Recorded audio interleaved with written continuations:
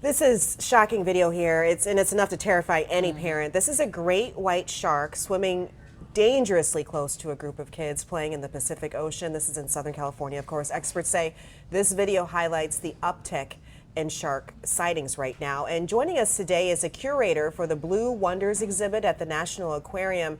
Jay Bradley, thank you so much for joining us. Yeah, good to be here. Yeah, well, Jay, we saw it and we were a little scared, obviously, as I think anyone would.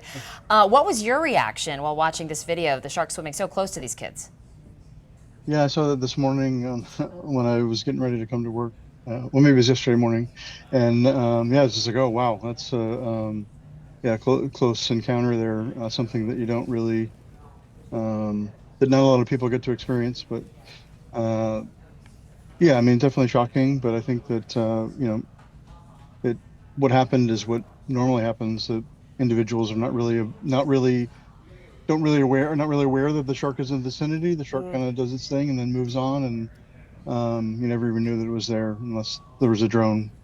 Right. Yeah. Well, I'm sure it's very scary for the parents to see how close that the shark Absolutely, was. definitely. Well, tell us though, why are we experiencing more shark sightings this year? Because it definitely seems like what's happening.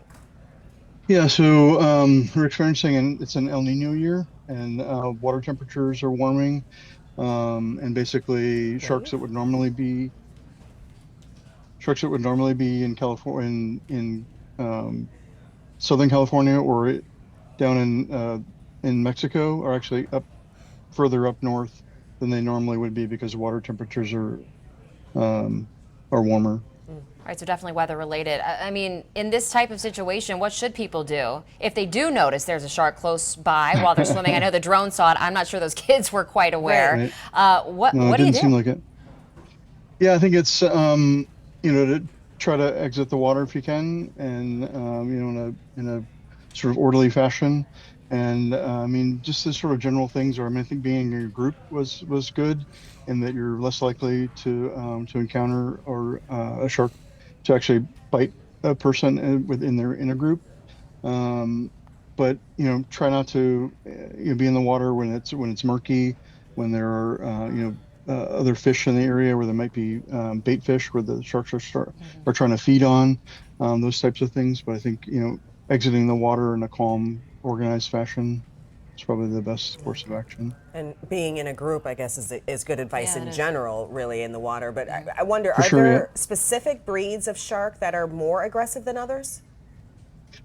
Yeah, I mean, certainly white sharks and like bull sharks have been implicated in more bites on humans than other species. So those are definitely large animals that are potentially feeding on larger prey items.